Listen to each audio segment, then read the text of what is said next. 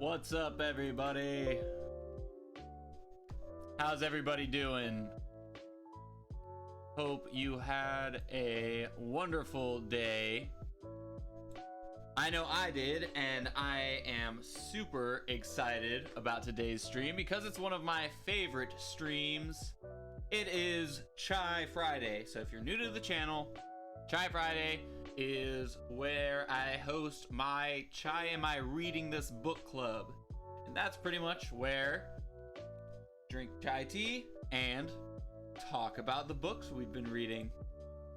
This book, the book that we have been reading lately is Salem's Lot by Stephen King. If I can get it up there. There we go. So, let's just dive right in. Where we last left off was chapter 3, and at the end of chapter 3, both Danny and Ralphie Glick were walking through the woods and something was watching them. They were on their way to Mark Petrie's house, and then, quote, the dark took them. And then we cut to something creepy doing something creepy in a graveyard with something that looks like a dead boy and is all creepy. So let's pick up from there. Danny and Ralphie don't come home, and so the Glicks figure out something is wrong and call the Petries. Then they start searching the woods. Danny appears before they start and tells his dad that something bad had happened, though he can't figure out what, and he doesn't know what happened to Ralphie. And so Ralphie's the younger brother that Danny was, you know, scaring with ghost stories when they actually did find out that something was watching them. But he can't remember all of that. It's all a blur to him. In the morning, Parkins Gillespie organizes a search of the woods, but nothing is found. 5 days on, there's still no Ralphie, and Danny Glick collapses upstairs. They take him to the hospital where he's diagnosed with shock. The hospital can't figure out what's wrong, and Marjorie jumps to the conclusion that he has leukemia and passes out. Then Ben helped with the search for Ralphie, and they did searches all through the woods.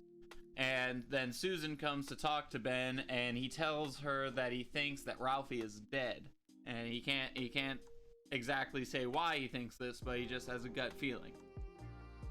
Then the book discusses Larry Crockett and some of the stuff about his finances and how he became rich. He became rich in part because he got into the mobile home business very early, and it in part because he's just a shady guy with, you know, just willing to he's just got a head for numbers, really. Crockett's still worried about Straker, but apparently not worried enough. Straker calls on the phone and tells Crockett that he's supposed to have movers to go in a box truck and pick up some boxes and take them to the store, and then one of them in particular to the Marsden house and put it in the basement. He gives him very specific instructions to lock put locks, 5 different locks on the front and back doors of the house, the front and back doors of the store and the cellar, and then leave the keys down in the cellar after dropping off all of the packages. The 2 guys that are the movers are named Royal Snow and Hank Peters. The box has no customs label that they're picking up. All of the boxes going to the store do, but the one that they're supposed to drop off at the Marsden house, it has no customs or any kind of labels on it, and this makes it very, very wrong to them. It just feels very strange, and they don't want to deal with it, but they know that they have to deal with it because it's their job. They can't exactly turn and tell Crockett, hey, we can't do this because doesn't feel right. So the guys put the antiques in the shop and then carry the mysterious box out to the Marsden house. The guys are completely freaked out by the house, by the box, and by having to carry it into the basement. The guys are just about to leave when they realize they haven't put the padlocks on.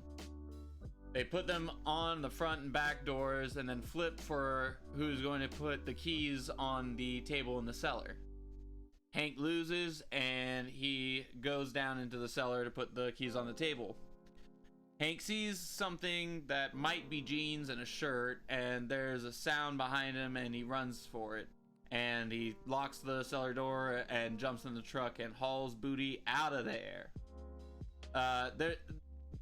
This part, I really liked how it was written, and it was very creepy up to a point, but I didn't really like the little plot hole here that at least stands out to me, where Hank saw the jeans and shirt that belonged to Ralphie Glick.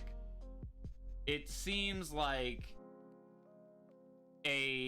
someone who is as detail oriented as Straker, who knew people were coming over, wouldn't make a mistake like that. Like, that seems like a easy plot device to me, but I don't know.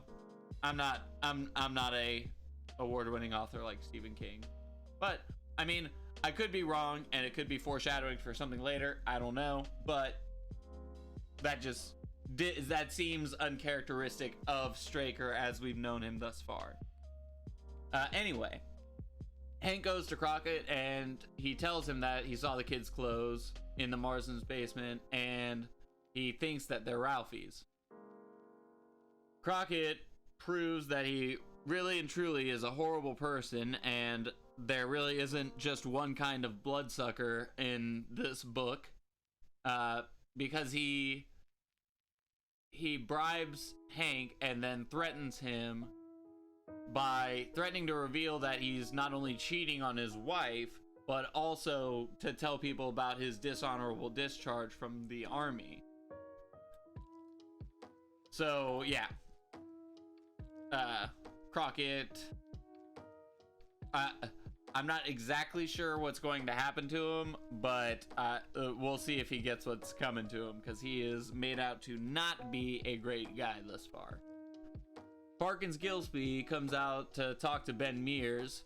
He pretends he wants Ben's autograph on a book for his wife, but Ben points out that his wife is dead, and that it turns out that Gillespie doesn't care about the book. He's there to press Ben about Ralphie's death. This is where you really start to feel the old school detective comics vibes, where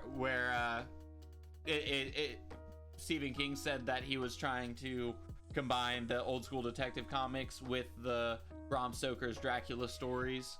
So that this interaction between Ben and Parkins, and kind of Parkins' character as a whole, is very much so to me the detective comic book element, if you will. Anyway, there's more investigating, and this time it's into Straker. Straker and Gillespie go back and forth, and Gillespie doesn't really find anything out. So he goes back to the station and calls the FBI and checks on Ben and Straker and Barlow. He thinks that they all may be connected, but he's not really sure. There's a short section that's really neatly written about the telephone wires and just how the town gossips about about Ben and just things going on in the town. Again, just an interestingly written section. Then we go to Danny Glick's hospital report, which includes that he is getting better and should be released. The chapter ends with a nurse finding Danny looking healthy, but he's out of bed on the floor and he is dead. Then we are in chapter 5, which is titled Ben 2. Ben has dinner with the Nortons again. It's his relationship really hasn't changed much there. Susan still really likes him a lot, and her dad seems to still get along with him. And Anne still seems to hate him for getting in the way of what was going on between Susan and Floyd. Anne tells Ben that Danny Glick is dead. Then Ben and Susan go and get some ice cream, but on their way to ice cream they change their mind, and instead Ben and Susan go to the park where she asks him about his book, and then they have sex. But eventually Ben and Susan finish the sex, and he tells her that he's writing a book about the Marsden house. In his research, especially talking to Hubby's sister, or I'm sorry, Hubie's sister-in-law, Ben learned that Hubie Marsden was really actually a contract killer, and he killed lots and lots of people, but the mob put him out to live in Maine and sent him a check every month once he started to murder children on his own. Coitus. Thank you, Afro Nick. Hey, is that Nick Albia there?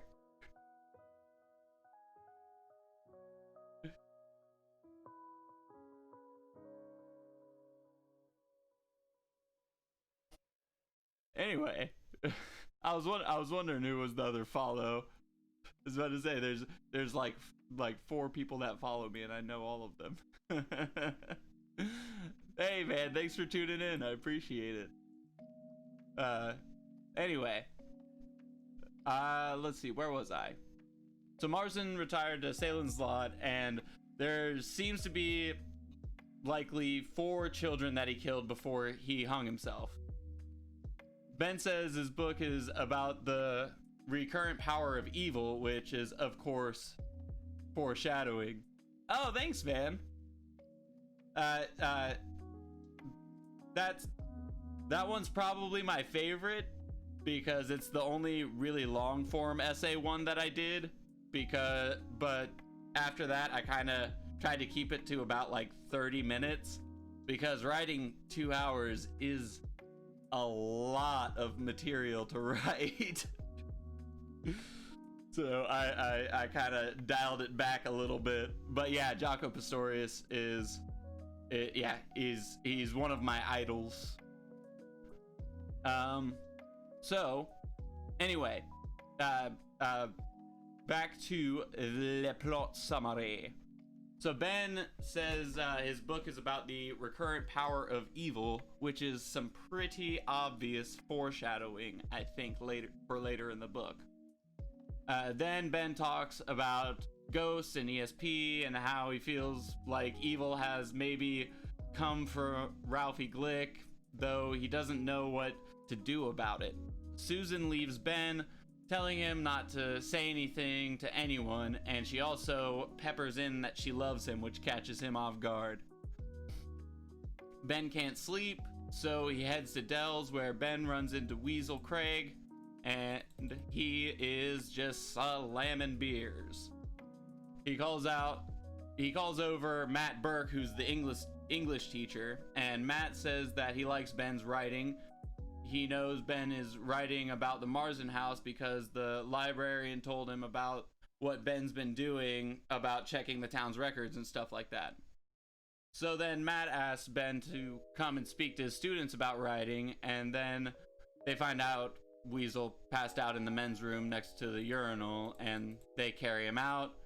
Ben takes him home and puts him to bed, and Eva takes care of him at the boarding house, and then Ben lies down and can't go to sleep. And that is how Stephen King closes the chapter. Then the next chapter is titled Chapter 6, The Lot, Part 2.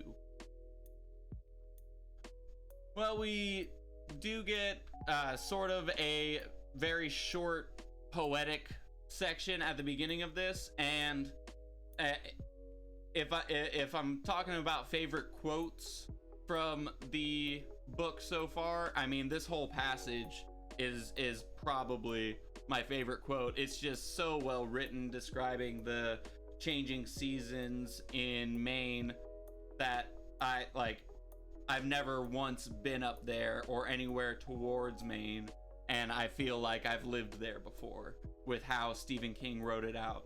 It's just, it has nothing to do with the story really at all. It's just a very, very well written description of Maine going through its seasons. And then after that section, it's off to bury Danny Glick. Royal Snow and Mike Ryerson dug the grave. Royal Snow was upset because he had to take the box down to the basement at the Marsden's house, and so he's still a little rattled and creeped out from all that. Father Callahan is doing the service, and Ryerson notices a headstone tipped over, and it's Hubie Marsden again. I think this is going to be some big foreshadowing. Callahan starts the service, and Tony Glick throws himself onto the grave, and Marjorie Glick faints. This section is also written in a very interesting way, just the way that the dialogue is overlaid with Callahan's prayer and Tony Glick's really heart-wrenching cries of grief, and just how those are just cut back and forth. Just really, really, really well done again. Ryerson comes back when everyone is gone, and he fills the grave. Or, I'm sorry, he starts to fill the grave. Royal doesn't show up to help him, which he promised he would do, so Ryerson starts to fill the grave, but he feels like someone's watching him. As he starts to dig, and he wants to try and get done by nightfall, but time just keeps on creeping up on him. He imagines Danny's eyes are open in the coffin, and those are the things watching him. So, in a little bit of a dazed trance, he jumps onto the coffin and starts digging out all the dirt that he's put into the on top of the coffin so far. And once he gets there, he opens the coffin, and there's Danny, and the creepy thing is, he was right. Danny's eyes were open. And so that's how that part ends, and it cuts to Mark Petrie in his house listening at the grate to hear what his parents are saying about him. They're worried about him being upset over Danny Glick's death, but he really isn't.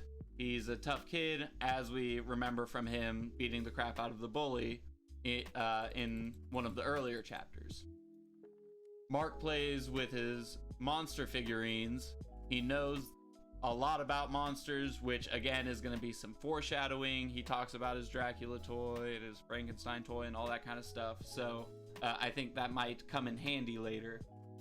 Roy McDougal comes home to the sound of a crying baby and figures out that his wife has indeed been hitting the baby, and he just kind of sits and doesn't really react the way you'd expect him to, but rather just kind of is complacent in his sad, crappy life. It's not a fun part of the chapter. And then Parkins hears back from the FBI. They tell him about Ben's wife dying in a motorcycle accident and how he was in a bunch of leftist protests, and that's really all that they can tell him about Ben.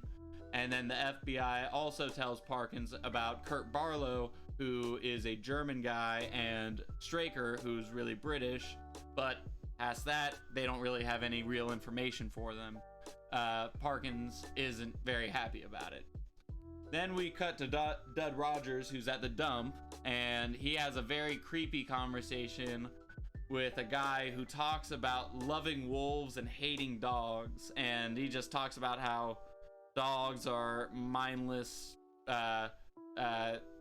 reactive animals, and hunts or wolves are predators that hunt and all that kind of stuff. But I think this guy is gonna actually end up being Barlow, but we'll see what happens. The guy seems to hypnotize Dud and then tells him that he can have Ruthie Crockett after he says some creepy things about Ruthie Crockett in his head while doing some creepy things to a rat. So, yeah, that's also a creepy little chapter that kind of gave you chills while you read it. And then we cut to Father Callahan, and he's drinking, and he's an Irish priest having a midlife crisis. So, I mean, that's kind of just how those characters seem to be written. But he just seems to have lost all faith in humanity after hearing all the confessions of the small townspeople, and he talks about how when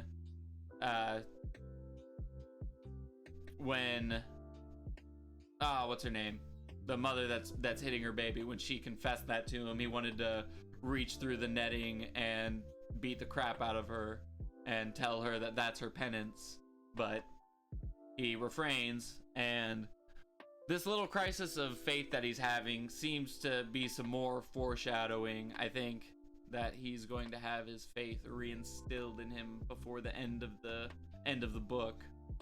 And then Callahan also thinks about how all of these little small town evils are just that, they're small evils.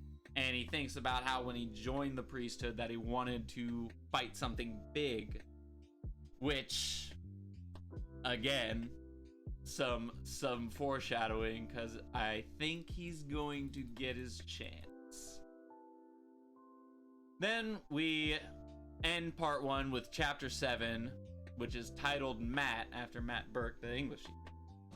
Ben goes to talk to Matt's creative writing class, and Matt invites him to dinner afterwards. They chat about Ben's book, which was going to be about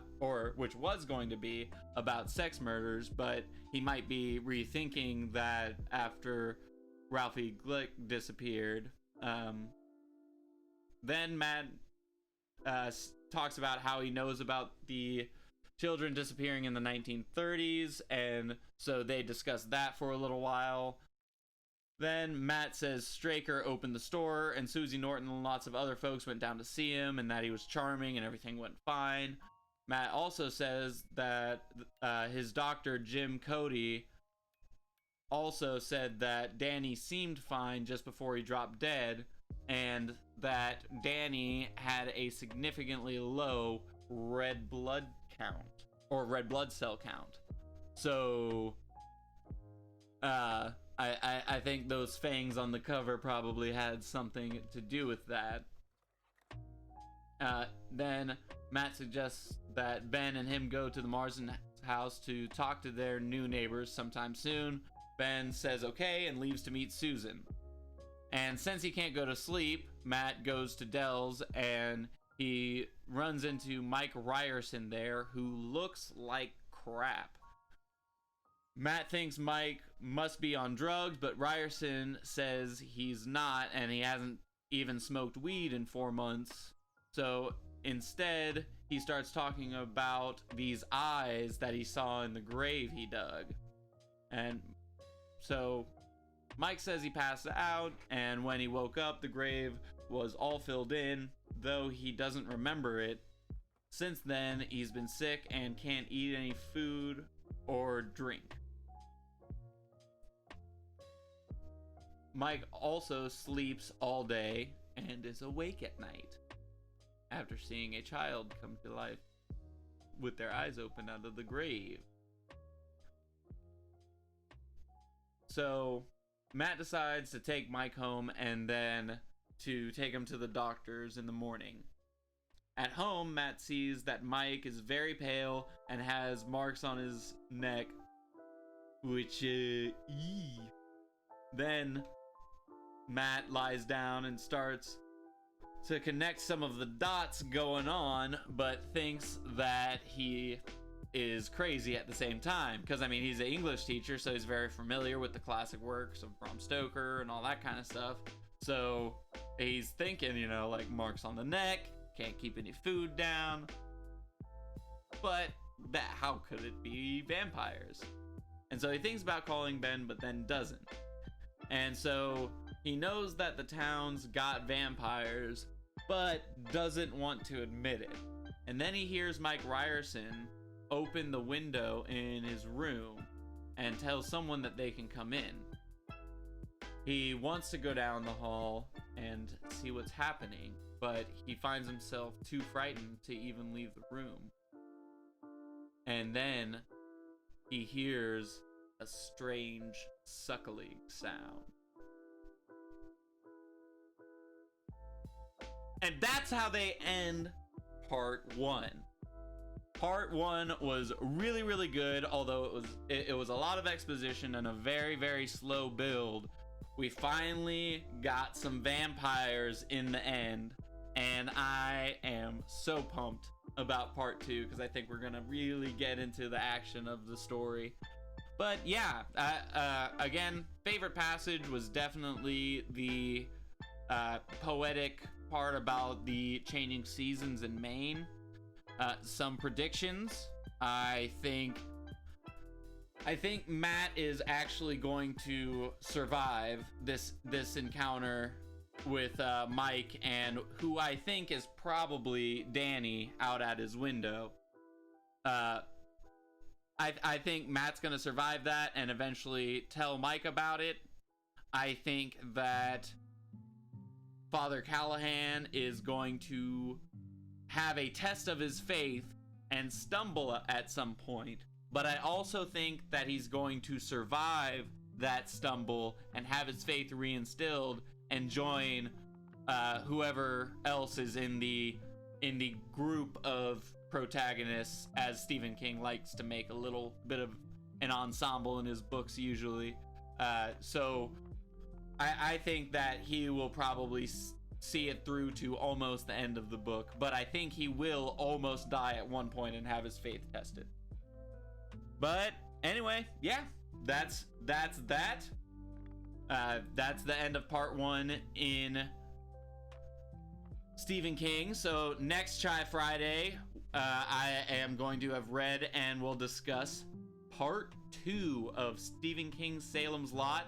And so yeah, if you like this, I will be back next Friday to discuss that. If you really liked this, I will be back tomorrow as well for a Weekend Deep End, where I just do a 30-minute discussion about a random topic that I choose. Then I'll be back for another Music Monday, where I do a bio, an interesting instrument, and a music moment. And then on Wednesday, we do Willpower Wednesday, which is a half-hour discussion about a story that hopefully inspires us to have more willpower. And then on Thursday, I will be back for another Thoughtful Thursday, where I talk about a really some interesting historical event, some cool new technology that could potentially change the world, and some really smart person. So come join me, and thank you for joining me, and have a wonderful rest of your evening. Bye.